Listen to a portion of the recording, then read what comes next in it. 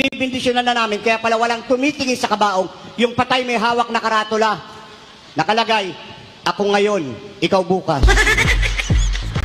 Kaya nga yung mga lolo't lola ko, pag may patay kami, maraming mga pamahiin, siguro ginagawa pa rin ninyo yan. No, kasi nakakatakot yung mga babala nila eh. Bawal daw maglibing ng Lunes. Pag naglibing kayo ng Lunes, walang magbibindisyon, day off ng pare. Hindi, sa totoo, pag naglibing daw kayo ng Lunes, may mamamatay uli sa pamilya nyo. Eh kung tatlo lang kayong magkakapatid, Miyerkules pa lang, ubus na lahi nyo. Ang bilis nyong mabubura sa daigdig. Di ba? Sabi pa ng lolo't lola ko, pag may patay daw sa pamilya, bawal maghatid ng mga bisitang naglamay. Masama yan, may mamamatay uli. Oh, no! Kaya sinusunod eh. Ang babala, laging may mamamatay. Eh, sino ba gustong mamatay na sunod-sunod?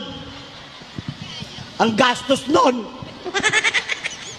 Kayo naman, kapag kayo'y naglamay, bawal kayong mag-uwi ng mga pagkain nakahain sa burulan.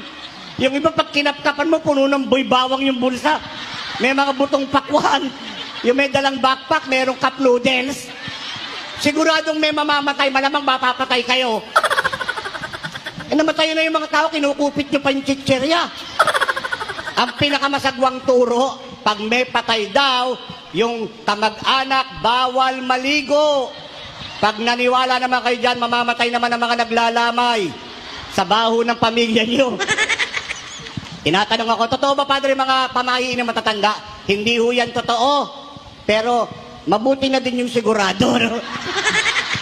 Eh, paano kung mamatayan kayo uli? Ikaw ang sisisihin. Kasi naligo ka. Hindi yan tinuturo ng mga